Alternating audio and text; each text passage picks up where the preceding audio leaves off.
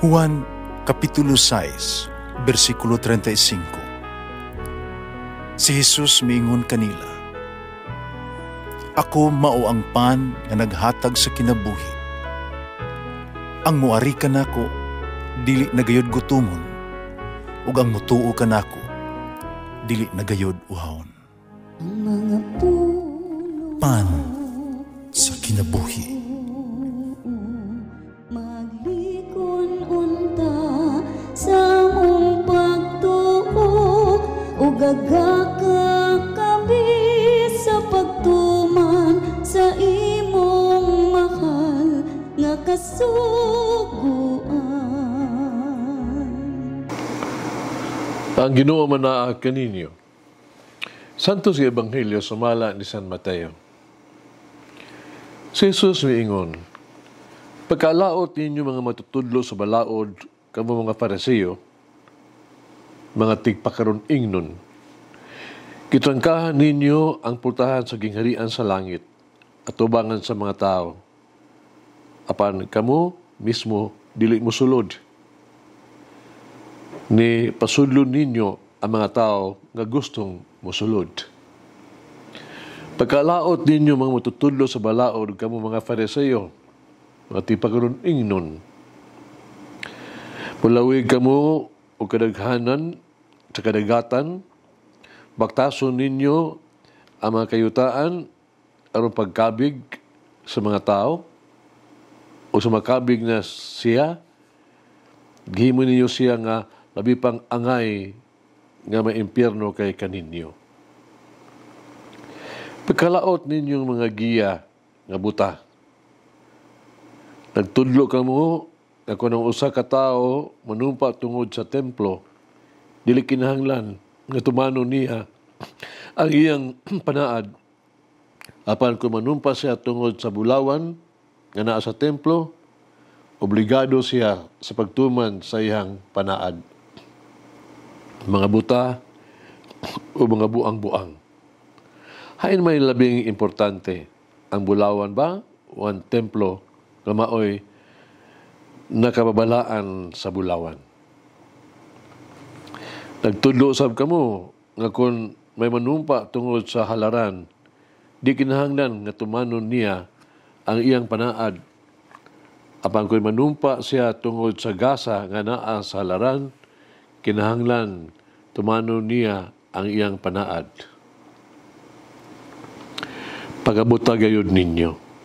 Hain may labing importante, ang gasa ba o ang halaran nga maoy nakababalaan sa gasa. Busa, kung may manumpa sa halaran, manumpa siya niini ug sa tanang gasa nga naa sa halaran. Ug kung may manumpa sa templo, manumpa siya niini ug sa Dios nga nagpuyo didto. Ug kung may manumpa sa langit, manumpa siya sa trono sa Dios ug kaniya nga naglingkod niini. Ang Ebanghelyo sa Ginoo. Pasalamati ang Ginoo kay siya maayo, ang iyang gugma mulungtad hangtod sa kahangturan. Pasalamati ang Diyos sa tanang mga Diyos, ang iyang gugma malungtaron. Pasalamati ang Ginoo sa mga Ginoo, ang iyang gugma balungtaron.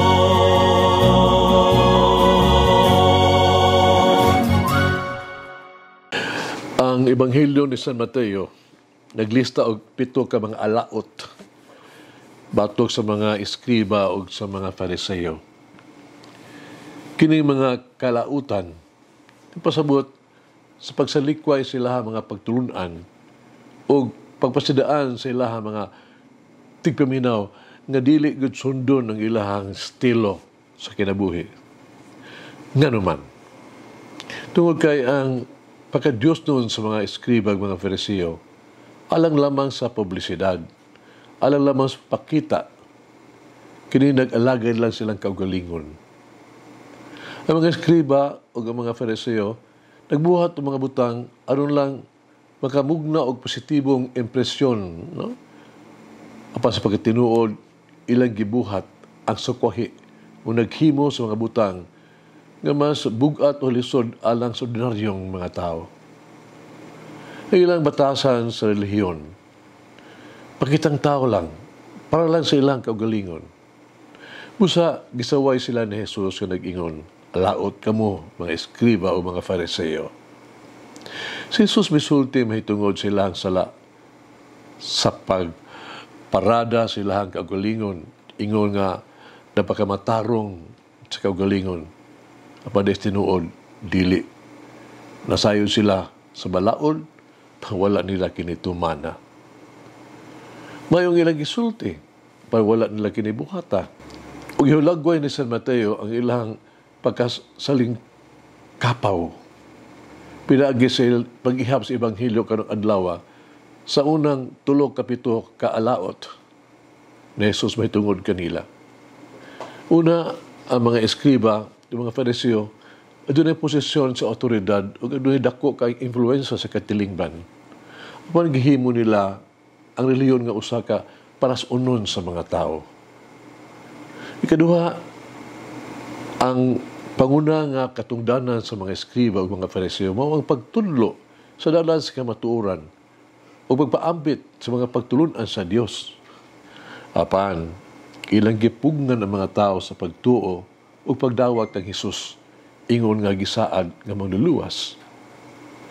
Imbis maghimo mga mukabig, ilay nung giduot sila mga sayop nga pagtuo, legalistic nga paghubad sa balaod. Ugbusa, gisaway sila ni Jesus nga nag-ingon, "Alaot kamo, mga eskriba o mga Fariseo, mga salingkapaw."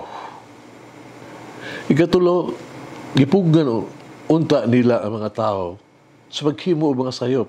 Pan sila mismo ang naghimong hinungdan sa kasaypanan. Ibabalik unta nila ang mga tao sa nasayop nga dalan, nasaang nga dalan sa kamatuoran.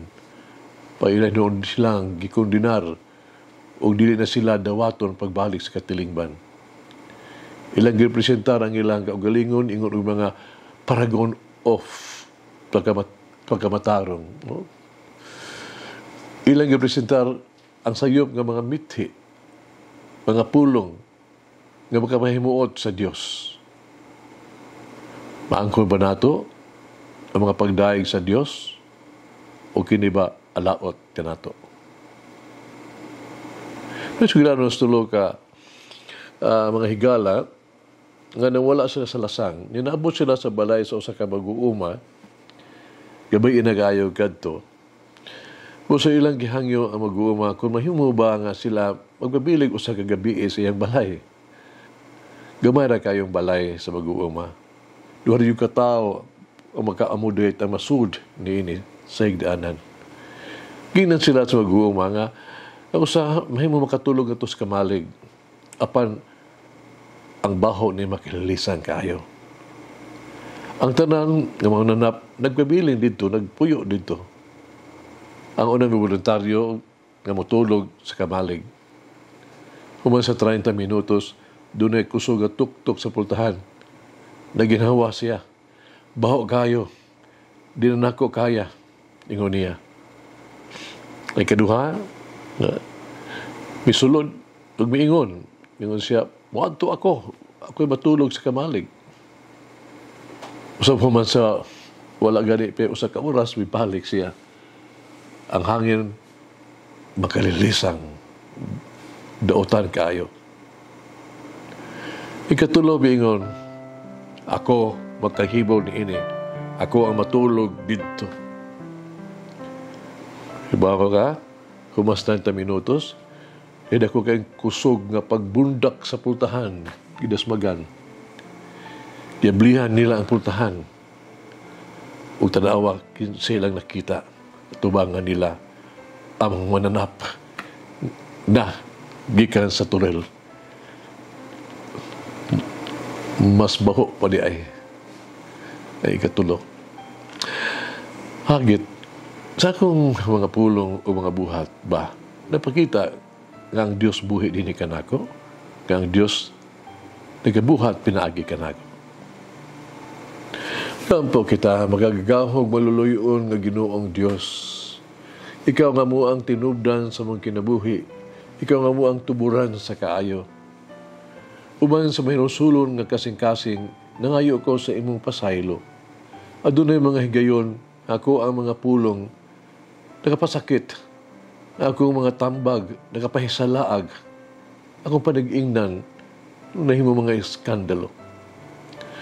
Ako ang mga sugo, tuog abusado. Uban sa masulubon nga kasing-kasing, ako ang gipangayo ang imong grasya, kami himo mausab aron mahimong mas maayong akong tao.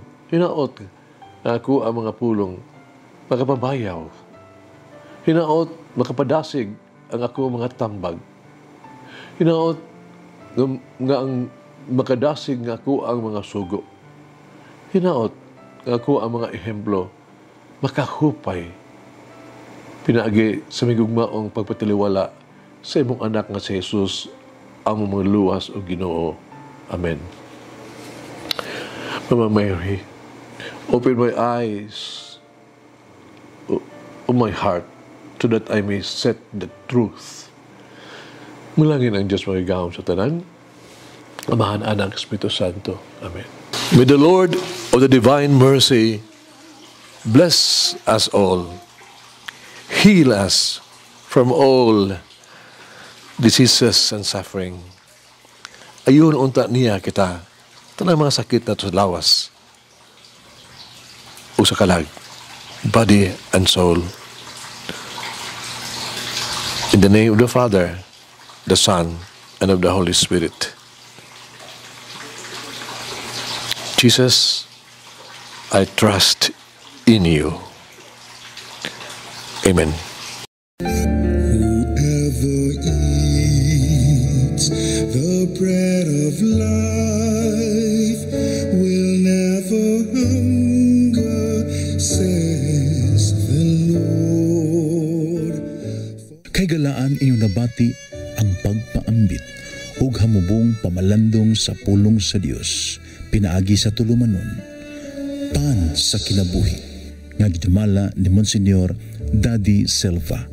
Hangtod na usab sa sunod higayon, daghang salamat.